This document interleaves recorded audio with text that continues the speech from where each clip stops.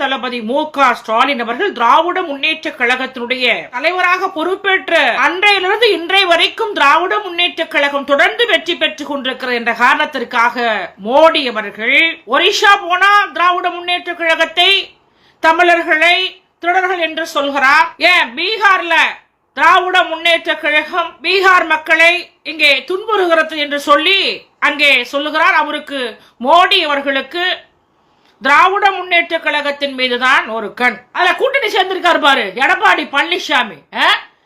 யார பார்த்து சொல்ற? நீதான் பயந்தாங்க என்ன சொல்ற? அதாவது எஸ்ஐஆர பார்த்து திமுக பயப்படுது. நாங்க பயப்படல. எடுபடாத எடப்பாடி பழனிசாமி அவர்கள் நாங்க பயப்படல. இந்த மாதிரி மக்களுக்கு சிரமமா இருக்கு. எப்படியாவது திமுகவை ஒழிக்க வேண்டும் என்பதற்காக என்னென்னமோ பண்ணி பார்த்தாங்க. ஆனா இப்ப ஆட்டை கடிச்சு மாட்டை கடிச்சு மனுஷனை கடிக்கிற மாதிரி இன்னைக்கு எஸ்ஐஆர் போட்டு இன்னைக்கு உண்மையாலும் கஷ்டமா இருக்கு. எப்படாத எடப்பாடி பழனிசாமியே நீ இதற்கெல்லாம் ஆதரவு கொடுக்குறிய, அப்ப உனக்கு தோல்வி பயம் வந்துருச்சா?